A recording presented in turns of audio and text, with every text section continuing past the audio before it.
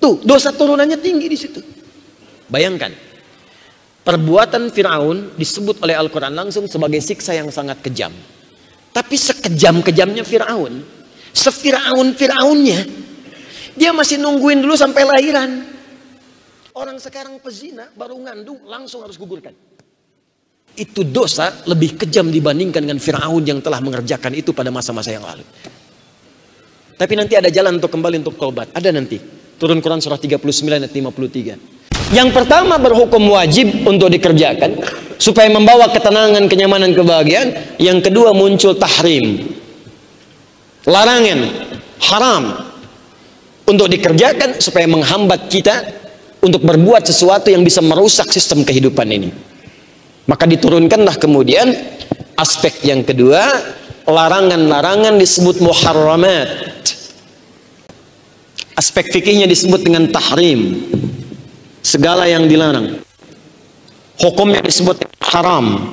Aspek ini hadir pada bagian yang kedua, sesuatu yang harus ditinggalkan, majtuniba minhu atau majtuniba anhu, atau sesuatu yang dilarang, syai'un mamnu', disebut dengan haram hukumnya. Tahrim, sifat fikih untuk larangan meninggalkannya. Muharram, objek-objek yang menjadi bagian dari aspek yang harus ditinggalkan itu. Ada yang sifatnya benda, ada yang sifatnya perilaku. Maka muncullah kemudian keterangan-keterangan larangan di dalam Al-Quran. Contoh, yang sifatnya perilaku, larangan zina misalnya, wala taqrabu zina. Bahkan kecamannya tinggi. Di surah An-Nur itu, surah ke-24, di ayat keduanya langsung kecaman sifatnya, menunjuk pada hukuman. Az-zaniyatu waz-zani. Tuh. Fajlidu kulla wahidin minhuma mi'ata jaldah. Pezina laki-laki dan pezina perempuan hukum. Saking bahayanya zina. Apa artinya zina? Katakan wallahu a'lam kalau nggak tahu. Ya, malaikat ditanya, Allahu a'lam. Qalu subhanaka la ilma lana illa ma 'allamtana. Sahabat ditanya, Allah wa rasuluhu a'lam. Anda malaikat bukan, sahabat bukan. Apa itu zina? Hah?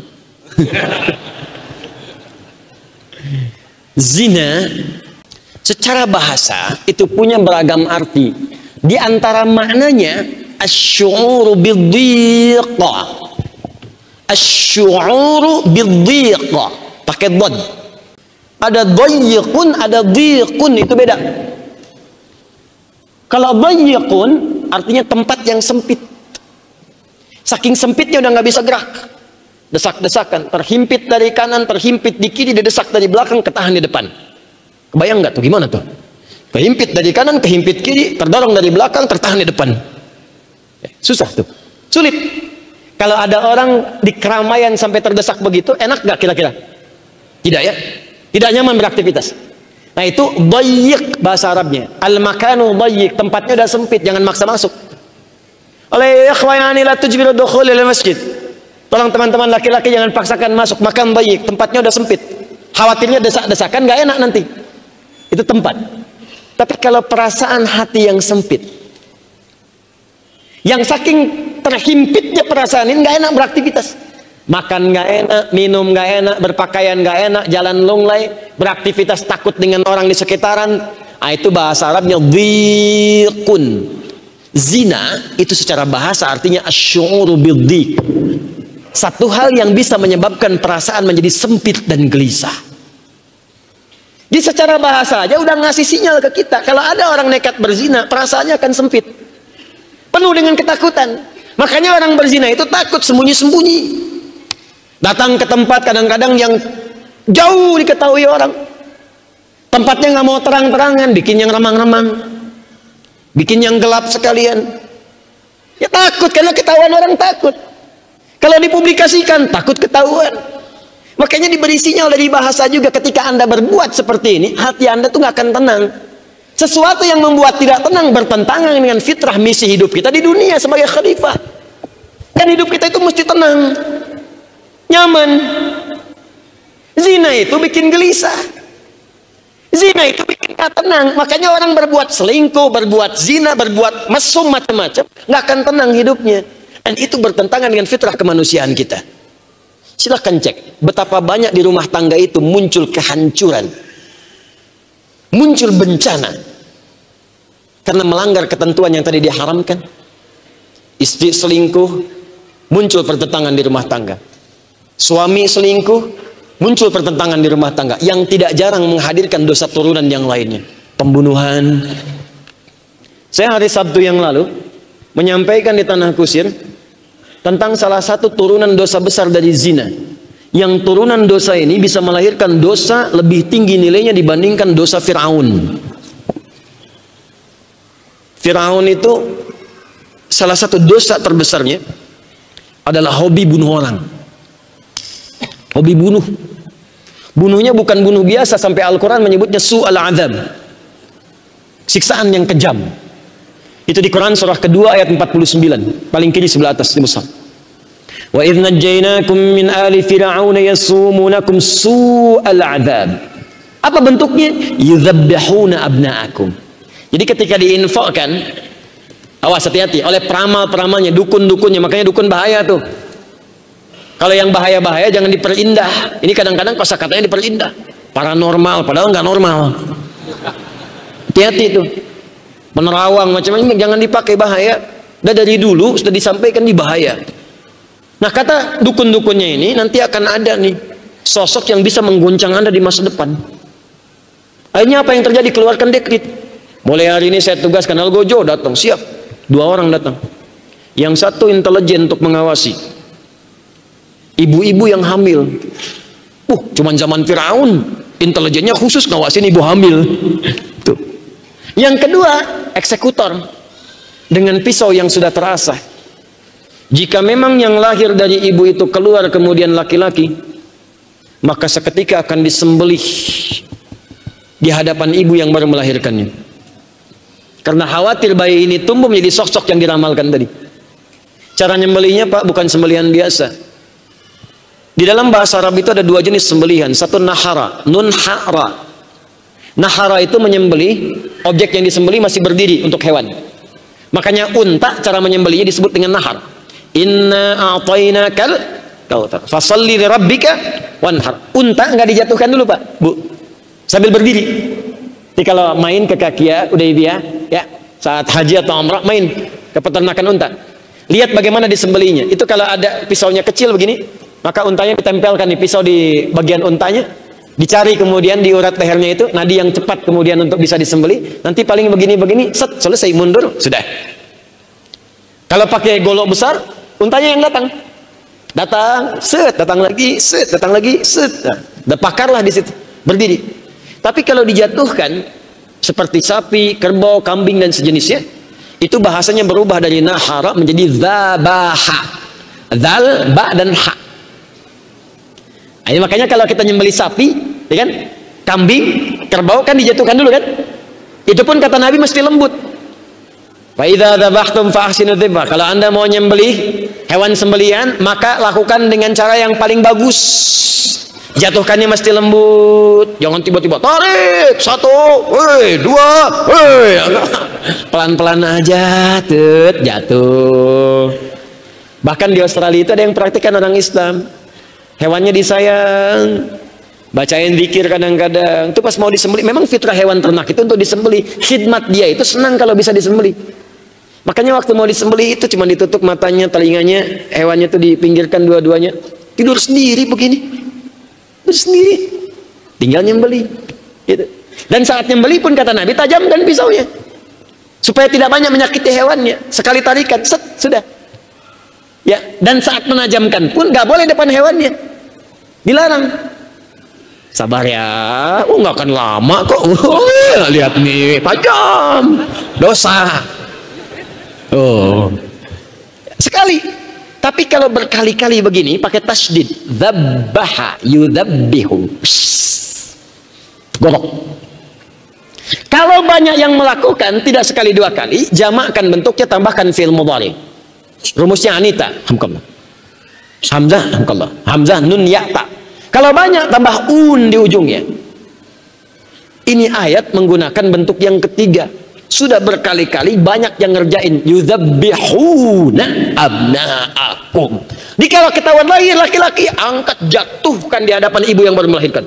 Gorok. Kata Allah, kejam. Kejam. Siksa yang paling kejam. Bayangkan, perbuatan Firaun disebut oleh Al-Quran langsung sebagai siksa yang sangat kejam. Tapi sekejam-kejamnya Firaun, sefiraun-firaunnya, dia masih nungguin dulu sampai lahiran.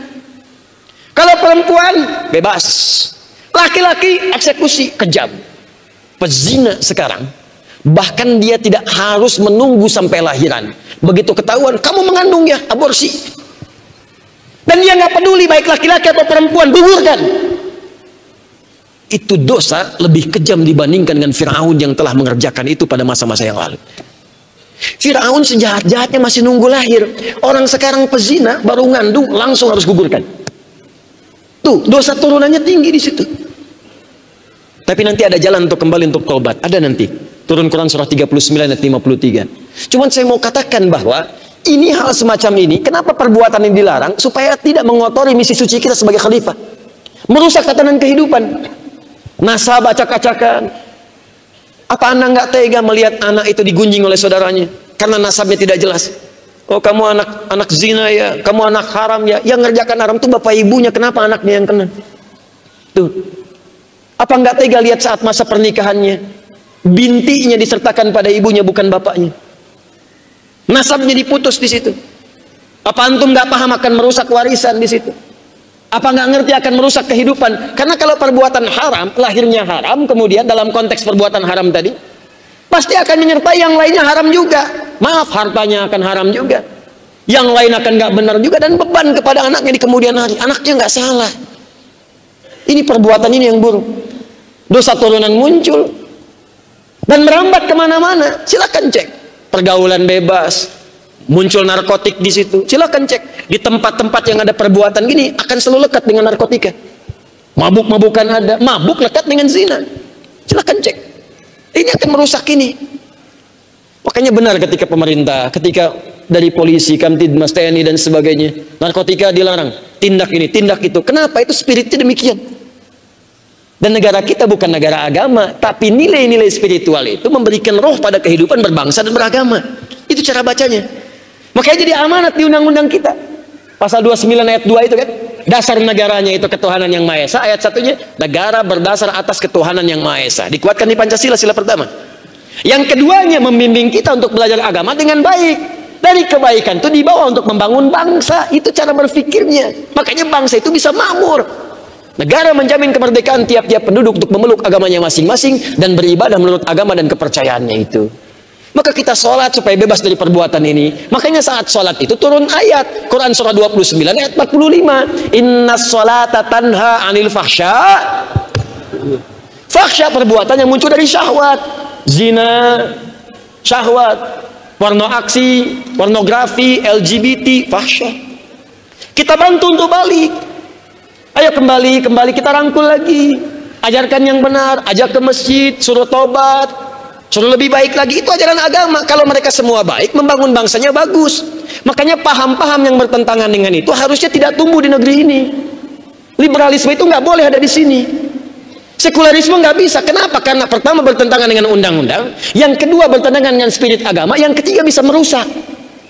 Ini ada orang kena LGBT, kita mau obatin. Kata agama, yuk kita tarik supaya dia berubah. Medis diobatin, tiba-tiba muncul makhluk ini satu. Nggak apa-apa kok, Anda memang fitrahnya sudah homo. Coba bayangkan kalau bapak Anda yang homo, kan nggak ada Anda. Apa Anda ridho kalau ibunya lesbi? Apa Anda ridho kalau pasangan Anda sendiri menikah karena membuktikan Anda bukan seperti itu? Sekarang Anda tega mengatakan pada orang lain itu fitrah Anda. Cie-cie. Itu makanya hati-hati tuh. Awas. Kampus-kampus yang ikut-ikutan paham-paham begitu tuh. Nggak boleh.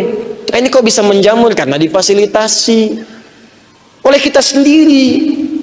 Makanya jangan pernah ngadain seminar-seminar pada yang begitu. Nanti merusak kehidupan kita. Fungsi yang sesungguhnya kemudian kita lupa. Yang tambahan-tambahan tidak penting malah meracuni kehidupan kita. Sekarang banyak racun. Kelihatannya madu pada racun. Tayangan-tayangan kayak madu di TV, padahal racunnya banyak. Pilihannya susah, Bu. Coba ibu pilih mana? Di madu apa di racun? Sudah nanti saja. Tuh. Paham ya? Itu secara bahasa sudah terbukti, dampaknya sudah ada, hukum negara kita juga mendukung, kurang apa lagi? Jadi kalau ada orang yang tidak mengerjakan itu perintah, malah mengerjakan larangan, artinya boleh. Jadi dia belum paham dengan konsekuensi-konsekuensi yang dimaksudkan. Mabuk, Quran tuh jelaskan kenapa khamr nggak boleh. Khamr itu apa? Kuruma yakhmarul aqla, yang bisa merusak kepada akal. Makanya bukan cuma minuman, obat-obatan. Orang Islam itu udah jelas. Jangan bersentuhan dengan narkotika, sabu, nggak ada, ekstasi, buang. Kalau beriman itu jelas, makanya ada hukum ketika dikerjakan dosa. Kenapa dilarang itu? Dilarang itu supaya tidak merusak akal. Kalau akalnya rusak, bagaimana bisa membangun kehidupan kita? Bagaimana bisa menjadi khalifah yang benar kalau akalnya rusak? Kepintaran dirusak, mau membangun dirusak, generasi dirusak. Itu bahaya itu. Makanya dilarang. Jauhi. Innamal khamru wal maisir wal azlamu. Terus wal ansabu rijzun min amali syaitani fajtanibu. Turun Quran surah kelima ayat 90 sampai 91 itu. Awas, hati-hati kata Allah itu. Itu pekerjaan setan. Jangan diikuti. Khamr pekerjaan setan. Jadi kalau ada orang bersentuhan dengan narkotika, dengan sabu, dengan ekstasi, dia sedang digoda oleh setan, dikendalikan. Belum selesai sampai situ. Innama yuridu syaitanu an yuqi'a bainakumul adawah. Setan itu dari semua perbuatan tadi nanti akan menggerakkan Anda untuk hadir dalam sifat permusuhan. Tuh, nggak normal, emosi tidak stabil dan sebagainya. Makanya turun larangan-larangan itu. Maaf ya, judi, zina, mabuk, narkotik. Kenapa dilarang semuanya itu? Ada dampak yang bisa merusak fungsi kehidupan kita. Termasuk, maaf, perbuatan yang melahirkan aspek-aspek harta haram dalam hidup. Korupsi, hartanya haram. Mencuri, hartanya haram. Riba, hartanya haram. Ketika semua itu dikerjakan dalam kehidupan, maka akan berpengaruh kepada pola-pola kehidupan yang telah ditetapkan oleh Allah sebelumnya. Nah, haram lawannya apa? Halal. Salat itu haram atau halal? Halal. Baca Quran halal atau haram? Halal. Infak halal atau haram? Puasa? Nah, gini cara memahaminya. Kalau yang halal itu sering dikerjakan, yang soleh-soleh, maka yang salah akan berkurang dengan sendirinya. Makanya orang yang rajin sholat gak akan mabuk. Orang rajin sholat gak akan tawuran. Orang rajin baca Quran gak akan kena narkoba. Makanya kalau ditanya kenapa di UPI ada penghafal Quran, kenapa di UPI ada orang rajin ke masjid, sampaikan ini bagian dari pendidikan supaya mendidik mereka mendapatkan fungsi yang benar. Bapak kan yang mengatakan, Pak, anak kampus jangan kena narkotik, sholat mencegah dari narkotik. Anak kampus jangan sampai terlibat tawuran, baca Quran, Pak, apalagi penghafal Quran gak mungkin tawuran. Itu cara menjawabnya. Demikian dengan kita saat mengerjakan itu. Sebaliknya, orang-orang yang terus menghadirkan dan memanjakan yang haram-haram, salahnya muncul, salehnya tenggelam. Makanya pemabuk jarang kelihatan sholat. Silahkan cek. Penjudi mana mau puasa. Pezina mana mau baca Quran. Kenapa? Karena yang haram-haram itu menutup yang soleh-solehnya. Makanya Nabi menyebutkan naktah sauda, noda hitam melekat pada diri kalau sudah yang haram-haram itu masuk. Itu hati-hati, harta haram dibawa ke rumah, ibunya masak jadi makanan, dimakan oleh anak-anak. Itu yang mematikan hati, itu yang membuat anak sulit diajak sholat, diajak ngaji. Bapaknya kerja keras, hasilkan harta, rumah mewah, mobil banyak, tapi anak gak jelas, gak terawat. Ada yang tawuran, ada yang kena narkoba. Sebaliknya ada orang cuman serabutan, nyabut ini, nyabut itu, tapi anaknya ada yang jadi dirjen, jadi menteri, jadi macam-macam. Kenapa? Coba lihat keberkahannya. Karena itu dampak dari harta yang haram, perbuatan yang haram, itu akan melunturkan amal soleh, sekaligus mengeluarkan kita dari fungsi dan misi sebagai khalifah yang ditunjukkan oleh Allah Subhanahu wa Ta'ala. Paham sampai di sini? Karena itu tolong saya ingin sampaikan, untuk menutup kajian di malam hari ini, jauhi semua perbuatan-perbuatan buruk mulai saat ini. Yang haram udah tinggalkan. Makanya dalam tanggal hijriah kita, bulan pertama dibuka dengan Al-Muharram. Nih lihat. Muharram objeknya. Jamaknya muharramat. Hukumnya disebut haram, aspek fikihnya disebut tahrim. Kalau Anda ingin jadikan di antara maknanya waktu untuk meninggalkan yang haram. Di antara caranya masukkan alif lam kepada objeknya. Muharram segala yang dilarang haram. Waktu meninggalkan yang haram tambahkan al. Jadi al-muharram. Bulan pertama di tahun hijrah disebut bulan al-muharram, pakai al. Al-muharram. Artinya apa? Kalau Anda ingin jadi baik, hijrah. Hijrah itu tinggalkan yang jelek-jelek, mulai berubah jadi baik. Bagaimana caranya? Gampang. Dimulai diawali dengan waktu meninggalkan, berlatih meninggalkan semua yang dilarang oleh Allah Subhanahu wa taala. Ayo tinggalkan. Ya, mulai sekarang bikin kurikulum. Insya Allah di bulan ini, saya pekan pertama sebulan ini akan meninggalkan dulu dosa mata. Latihan. Melihat yang benar, amalkan. Ada yang gak bagus, jangan lihat. Ayo, mulai besok, WA. Begitu mau buka WA, muncul iklan. Astagfirullah, salah. Ya, mula-mula biasanya istighfar, tapi masih lihat. Astagfirullah. Salah. Ya kan? Udah itu istighfar berpaling, tapi nggak dihapus. Astagfirullah. Baru setelah itu latihan lagi sampai hilang. Kalau yang di saku sudah hilang, maka yang lain-lain gampang. Apa nggak malu sama Allah? Anda sholat bawa handphone, di handphone itu gambar-gambar haram ada di situ. Anda minta rizki, Rabbighfirli warhamni wajburni warzuqni, minta rahmat, minta ampunan, tapi perangkat yang dibawa haram. Video-video haram ada di situ. Gambar haram muncul di handphone itu. Dibawa lewat sholat di situ. Anda minta kepada Allah, apa nggak malu Anda? Anda ke kampus, sepatu Anda kotor dengan lumpur. Dosen mengeluarkan Anda keluar dari sini. Anda ke masjid enak aja bawa lumpur di saku Anda. Apalagi yang pakaiannya haram, makanannya haram, minumannya haram.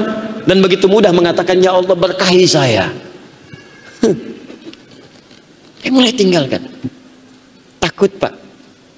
Apalagi lahirnya bersih, pulang-pulang kotor, apa nggak malu? Kita akan wafat, kita akan pulang.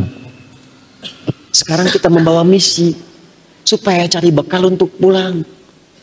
Ada yang mengajar beramal soleh, ada yang belajar kita berjihad, ada yang kerja di birokrasi, diplomasi, sama-sama.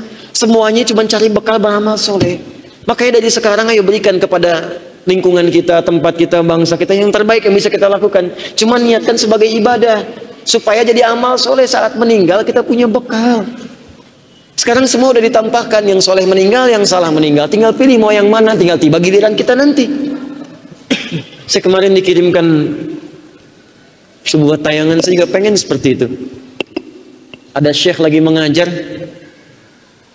tiba-tiba saat mengajar dia katakan, faqulu lahum, saya berkata kepada mereka, la ilaha illallah, meninggal.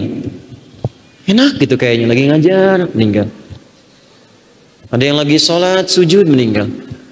Ada yang lagi baca Quran, meninggal. Dan semua kita pasti akan wafat. Cuman kan kita nggak tahu bagaimana cara kita meninggal. Ikhtiar yang bisa kita lakukan, jauhi perbuatan maksiat. Tinggalkan maksiat supaya saat wafat dalam keadaan baik. Makanya ulama sering mengatakan kalau terpikir berbuat maksiat, bayangkan saat itu wafat. Itu cara yang paling mudah.